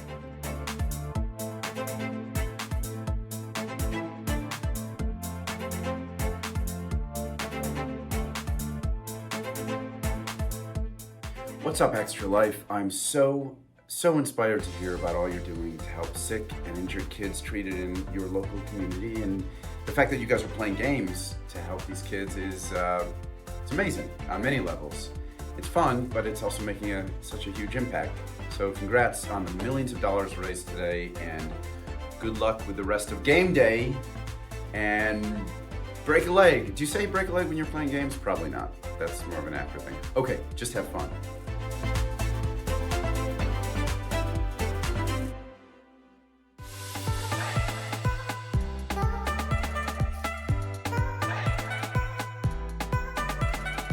My name's Eric Sears. I live in Ottawa and I'm treated at CHIA for type 1 diabetes. My favorite part of my children's hospital is the doctors, nurses, and educators.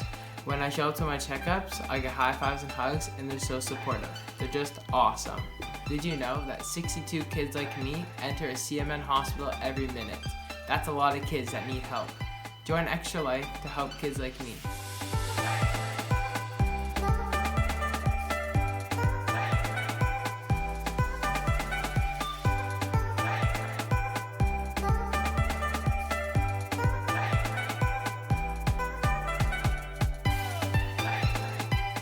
My name is Defy, and I'm from the East Coast of Canada, and I want to change kids' health at the IWK Children's Hospital because as a father myself, I know they're always going to be there for me if and when I need them.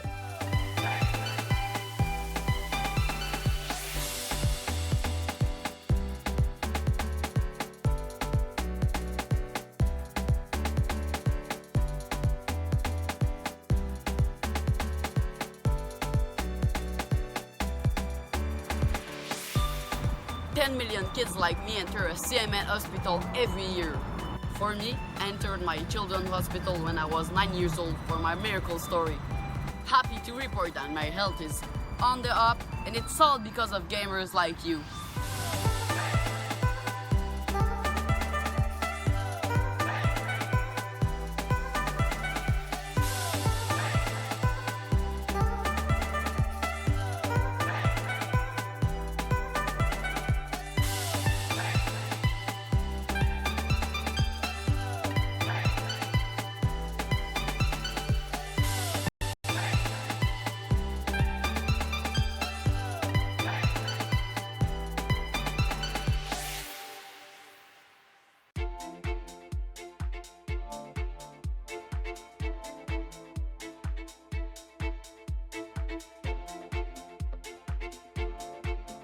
My name is Tara. I stream on Twitch, and I did Extra Life last year, and I raised $5,000 for Children's Hospital of Omaha. I wanted to raise it for people that couldn't afford to go there, because I know not everybody can afford to go to a hospital, especially if something comes up like randomly.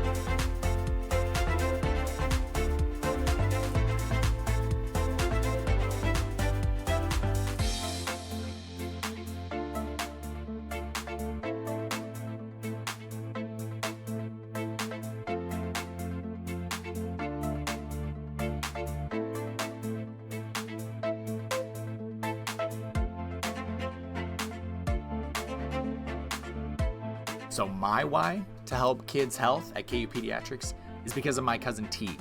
She has been battling cancer for a few years now, and she's 6, and I just can't wait till she becomes this amazing, incredible individual as an adult and has gone through that thanks to the support of people like you. What are you doing? Mom, go get my toy. Who's just going on the block in the hallway? Got your shades on. He even has like a peach leaf in his hair. I know. You are so freaking silly, dude.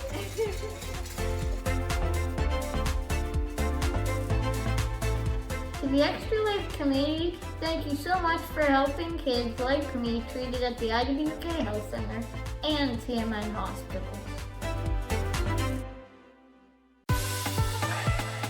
Since 2008, Extra Lifers have raised millions of dollars to help kids treated at 170 children's hospitals in the U.S. and Canada. Those funds go directly to the hospital.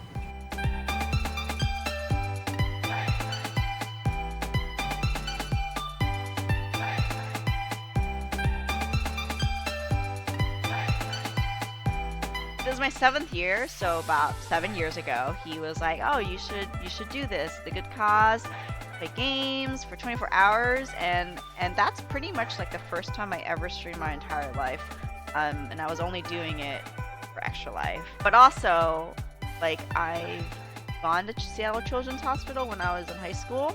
When I did Extra Life, I chose to support Seattle Children's because of how great they are. They're really good for the kids.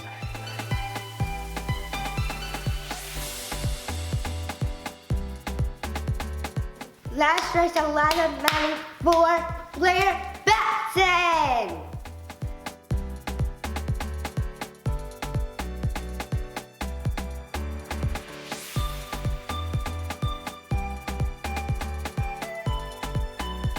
My favorite part of my children's hospital is the amazing staff that work there.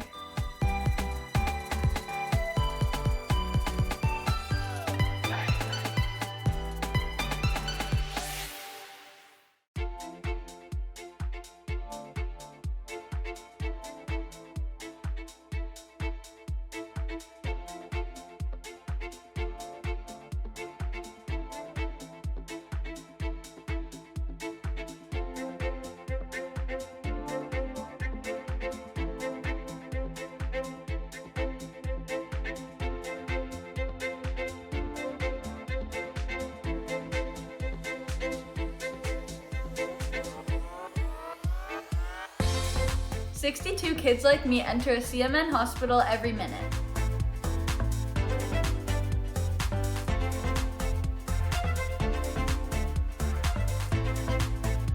My name is Sean Gorey.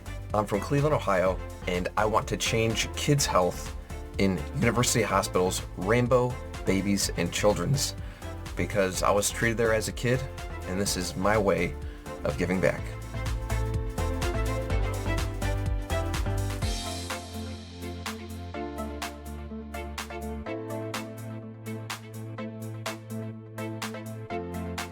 Kids can't wait.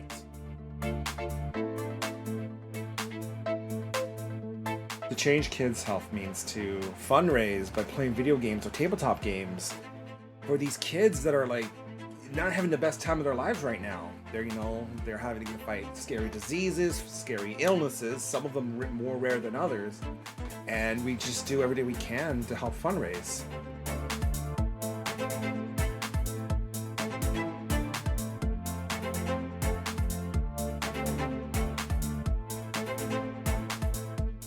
What's up, Extra Life? I'm so inspired to hear about all you're doing to help sick and injured kids treated in your local community, and the fact that you guys are playing games to help these kids is it's amazing on many levels. It's fun, but it's also making such a huge impact. So congrats on the millions of dollars raised today, and good luck with the rest of game day. And break a leg. Do you say break a leg when you're playing games? Probably not. That's more of an actor thing. Okay, just have fun.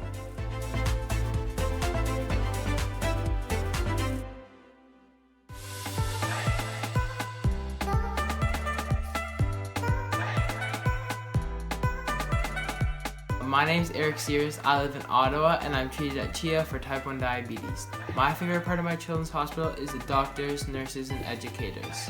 When I show up to my checkups, I get high fives and hugs and they're so supportive. They're just awesome. Did you? No. Alright, as we are coming back here, Shebe's busy fighting the world. Just the kitties. That's the world. Alright, so as I said, we're going to leave Tercel, Feyre, Doggo, and Monkey sitting on the beach, drinking. And we're going to this library. So, Sarah, as you follow the directions that are given to you on this piece of paper, I want you to describe what Sarah is doing as she walks through these endless halls of knowledge. Literal shelves that you're small, but even Tercel would feel minuscule in this area. These shelves seem to go on forever, both in height and length of hallways. Explain what Sarah's feeling and thinking as she walks through this. Well, while I've got to take this long walk anyways, I am perusing shelves as however many shelves I can see from here. So I can play this as three ways here. One, it's the Sarah's going around going, "What's this? What's this? What the fuck is this?"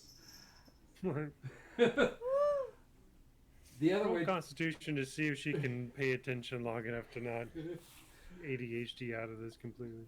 Well, that's up to DM's discretion as far as what No, do I yeah, see this is maybe an inter- on my watch. but I said there are three options. One is the what's this? What's this?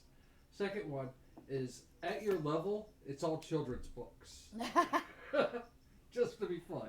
But no, as you are walking, I do want you to make a Constitution save.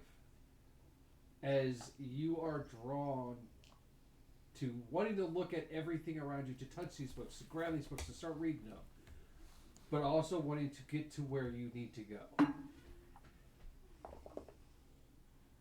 Con? Yep. 16? 16.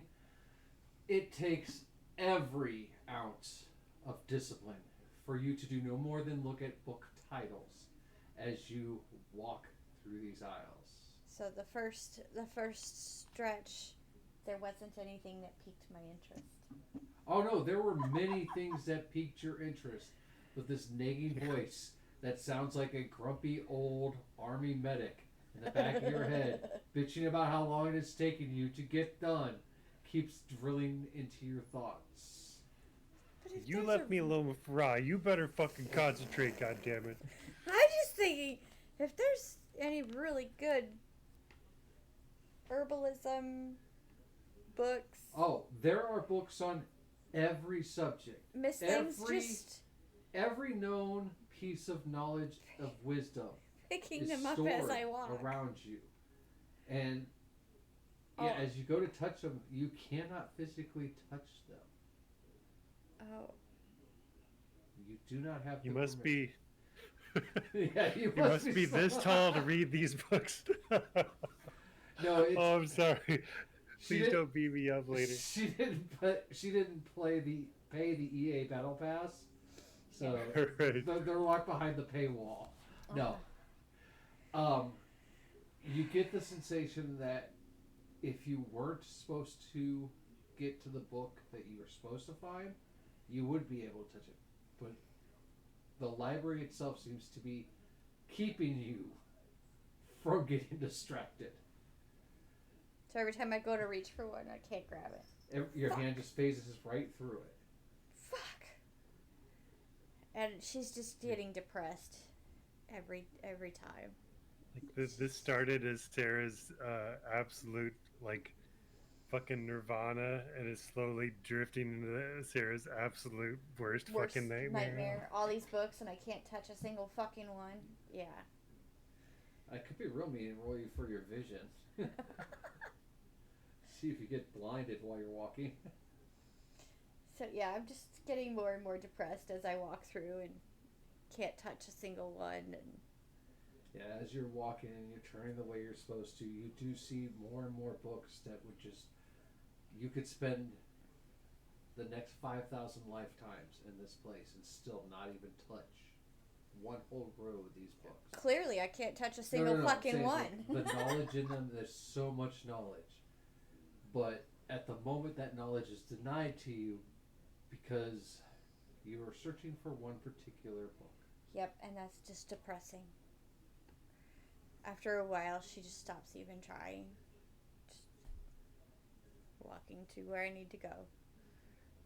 As you make your way Sad. around, you come to the final turn. There's a door.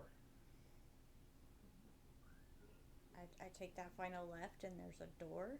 Yep. It's the first door and only door you've seen in this entire place. Very odd. I will try the door. It opens right up. I go through the door. You find yourself standing in waist-high water. Be ankle-high for normal people, but for you it's about waist-high water. And all along the walls, the water just keeps pouring in, but you see on the ground it keeps pouring out. But you also see a single drop falling on a book.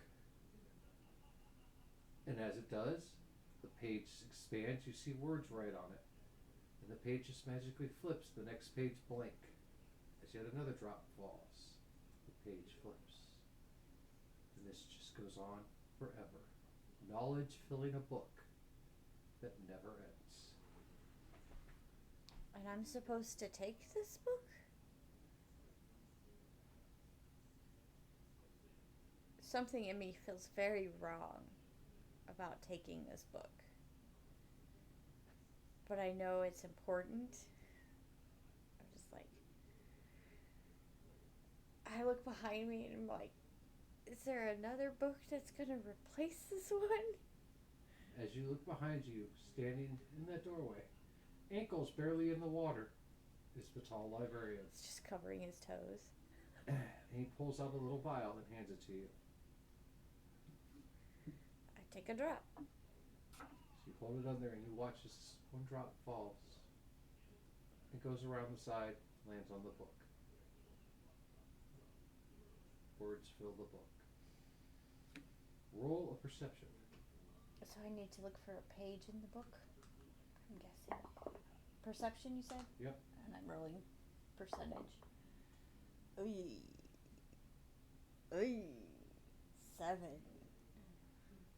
It's enough for you to read quickly, because as soon as the words are finished on the page, it flips to the next page, but you see the title of this page, The Fall of Gordok the Defiler. Gordok the Defiler.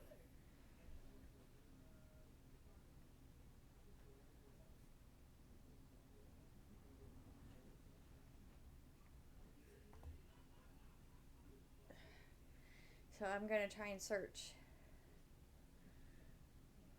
There are millions of pages. This book seems to go forever. And every time you try to turn the pages, they turn, but they instantly flip back to a blank page as the next drop falls.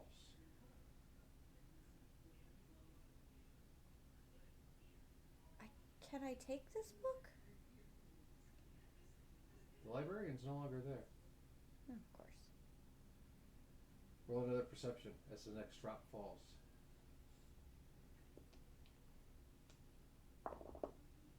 Much better. 19. As this drop falls and the words start to scroll, you're watching, trying to read as fast as you can.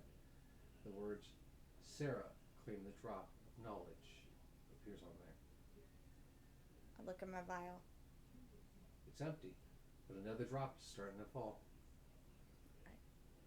This time it falls perfectly in. The book doesn't move, because nothing lands on it. You put the cap on the vial, pull back, the next drop falls. Words scroll across the page. Perception to read it. Another 19. Another 19. The adventurer passes out. Oh no. and you see, as it's writing before it turns, the name Tercel. At this time, we're going to teleport to the beach. Tercel, you've been sitting there drinking with Thera. And while you have a pretty good constitution, you're pretty much just a functioning alcoholic, Thera drinks pretty hard. And after about an hour of just chugging bottles with her, relaxing on the beach, watching this giant's body slowly start to be eaten by fish and other creatures that are in there, you feel lightheaded and you lay back and just fall asleep.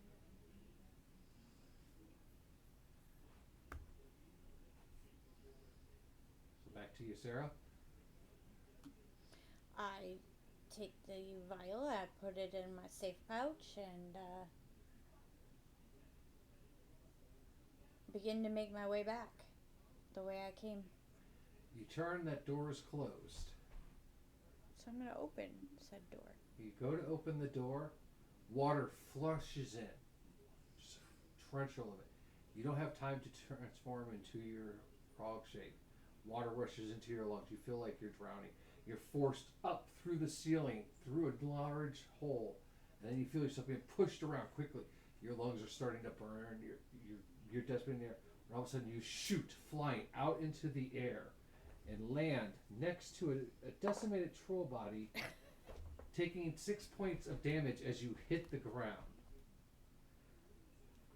Ow! And yeah, you stand up, and this water is about on you, almost shoulder high. You're looking right at the now being eaten, torn up body of this troll.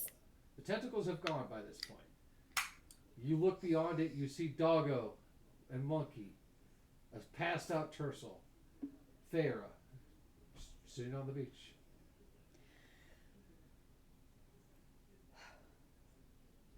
I got the drop. You guys had an adventure. Thera corks a bottle, smacks Tercel a couple times. What? She points out to her. She's back. Like, you guys wouldn't believe it.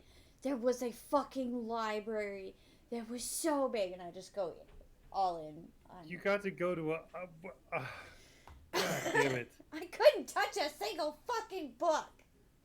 I'm so upset. Well, let me ask you a question in your sudden wealth of knowledge. You ever seen a tentacle what do they call it when you take skin off the bone? Deglove a fucking giant? No. Because there it is. Our friend Farah apparently knows quite a bit about that. Anyway, do you need a drink? How you doing? Is everything okay? I'm a little depressed. I was in the best library of all time. I couldn't touch a single one. But I got your vial. As you're saying that, the water starts to bubble next to you, and the tall librarian appears. Hey, there's the librarian. And I think instinctively Tercel's gonna pop up and fucking like get his shit ready, get ready to fight because he's still half asleep and drunk and hungover. I need you to do a dexterity roll for me on this.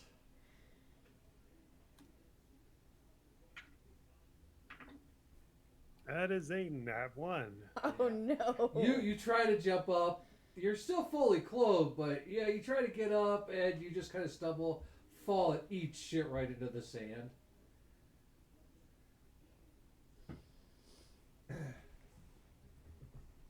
God damn it, Farah, did you give me the fucking dragon shit again and he's getting sand off his armor again? Farah kneels down next to you to help you up while she reaches into a different pouch that's on the side of her belt. Your eyes widen, knowing what other pouches there are. This time she pulls out one of the small presents and says, I think we're supposed to give him this. I will. Oh, you're over in the lake. They're Yeah, on the so beach. I'll walk up to give, to grab it, to give it to him. you know, it's a librarian. The keeper of all knowledge. All right, so it takes about 7-8 minutes for Sarah to trudge through the water, grab the package, holding it above her head, trudge back. You put it out there. He takes it. His long, spindly fingers wrap around it. He reaches into his pocket and he pulls out a piece of paper. Is it a library card? And he hands it to you and then boops your nose and disappears. I look at the paper. It's a library card. It is basically the equivalent of a Fey library card with your name and a strange date about 80 years into the future written on it. Guys, I got a library card. This goes in my treasures.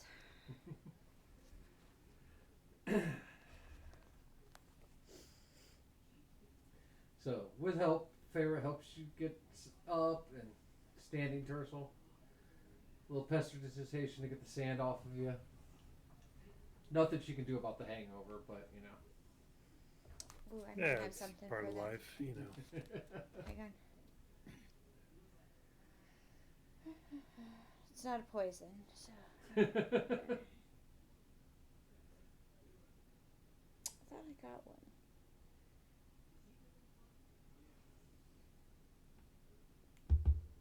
I thought I grabbed one, but I guess I didn't. That was. What'd you grab? No, one of the spells for. Oh, no. I got rid of Lesser Restoration. Oh well. Was so. You can Kinda sleep like this a one off. Moment of clarity. Tercel pulls out that gold coin he was given and kind of flicks it to Sarah. Carefully flicks it to Sarah. Fuck it. Just flicks it to Sarah. Like, oh, we helped some dead farmers. Apparently, that giant he just totally obliterated a village upstairs. Gordok, and- the Defiler. Yeah, I they read called about him it. the Defiler. Gordok. We'll call him Tentacle Container the Defiler now. He's not defiling anything. As you go to flick that coin, it doesn't leave your hand. Oh. Oh, well, I got a gold coin. Cool. I guess we'll figure this out. Can I kind of inspect it? Be like, what is it? Does it have any insignia on it or So anything? it's not so much a coin as just a golden disc with Paler's symbol engraved on it. Nice. So what that is, that focus? it will allow one guaranteed divine intervention. Nice. So nice. You can cast divine intervention. You will not have to roll to see if it succeeds. It just automatically succeeds one time. Oh man. So if we're seriously up a shit creek, It's true. Paylor to the rescue.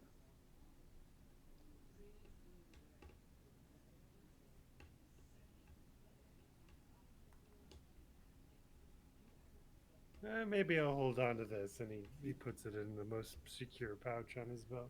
Slides right out of your hand into that pouch.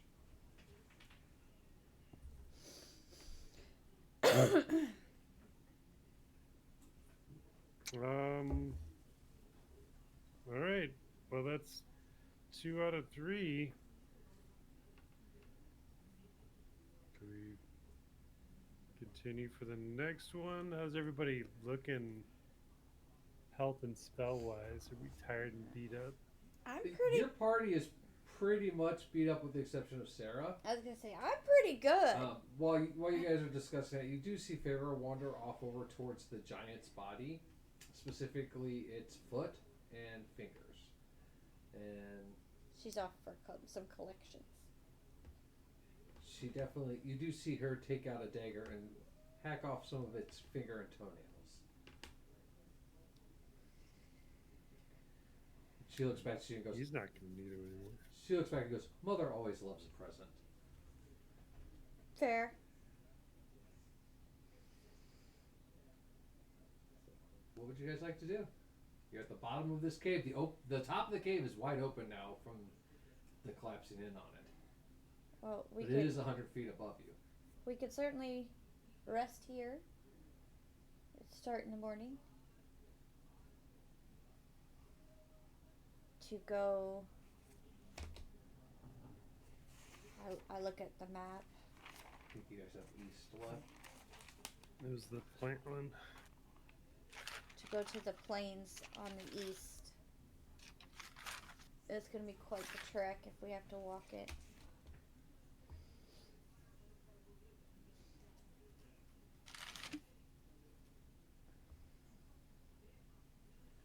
So Farrah rejoins you guys at the beach and goes, "We could always use the mansion again and hope that it takes us closer."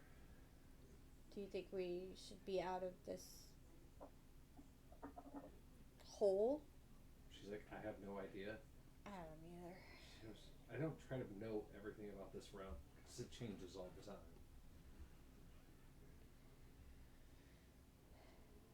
Well, we need to rest anyways. Yeah, that wouldn't hurt. Alright, so she walks over on the beach off to one side of where the water used to come out from the toilet area and performs the ritual.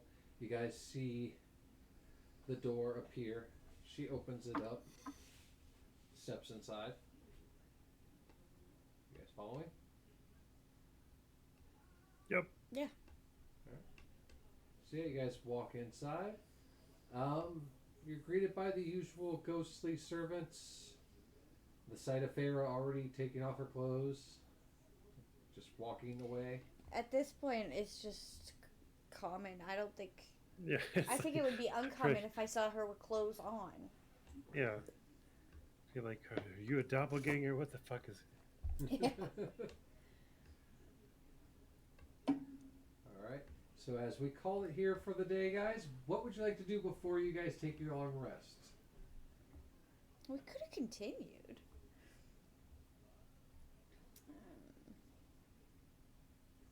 I'm just sitting and looking at this library card.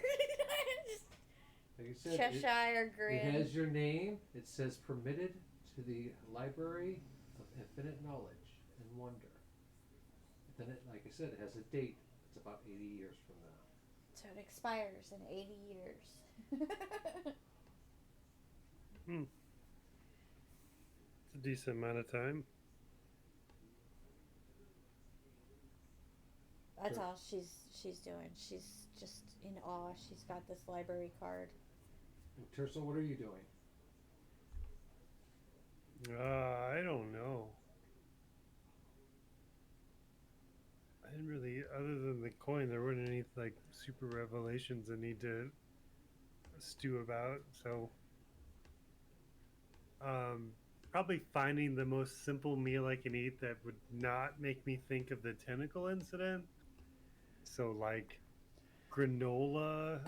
No calamari for you. You sit at the table thinking about that, and one of the ghostly servants in the bondage gear shows up with rice, piece of bread, and a little thing of butter. That looks And perfect. a mug of ale. I love this place. I really do. So, after eating and resting, are you doing anything else before you go to sleep? I don't think so. Sarah, you make your way to your bedroom. Mind still reeling from this great library that you've been to. It's like a kid coming back from Disney World. All the sights just overflow. You strip down to your sleeping clothes, curl into bed. Doggo at the foot of your bed there curls up. You fall asleep peacefully. Tercel, after a few drinks, you make your way in, wearily, sore. You disrobe to your sleeping clothes, which I'm assuming at this point is just those boxers with the hearts on it. Mm-hmm.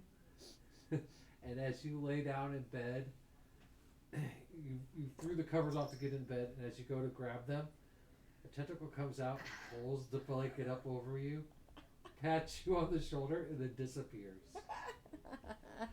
And you hear from the doorway, "Good night," as Feyre walks away. All right, I guess I'll go back to the kitchen and pray for something.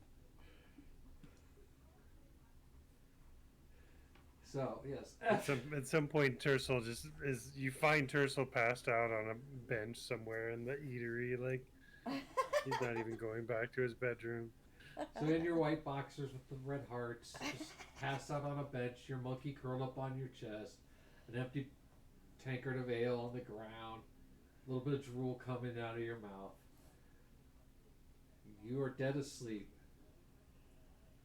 You don't notice the ghostly servants gently lift you, Take you back to bed. take you and place you in your bed, pull the blanket over you, take the monkey off of you and put it in its own little fireproof bed, and then leave your chambers. So, as you both fall into a good night's sleep, with hopes that you were teleported out of this hole, or at least, something happens to where you don't have to climb the 100 feet tomorrow. You go sleep a very good sleep. Peaceful dreams. And that's where we're going to end it today. So Full like I said, we will not be back next week as we will all be at Kansas City Crypticon. So there will be no D&D until like 2 weeks. So it'll be like almost the end of August, which is a great thing to say. The end of August. Because that means, it's already officially spooky season, but it means it's officially Halloween season on September 1st. I get to start putting my decorations up no matter what anyone says. All right, so I told him, I was like, the only thing is you're going to have to get rid of your sunflower garden to put up all the spooky stuff. Or I can incorporate all of it into it. No, Anyways, because I'm the gonna see what city's we going can to bring out to while she eventually tells you get about mad. how she's making me wait to put up Halloween decorations. Because she's mean. I am not. Mean. Make me suffer. No. Because we have to clean this all up for the fall, before winter. It's just what we gotta do. Mm-hmm. Otherwise, the city's up our ass.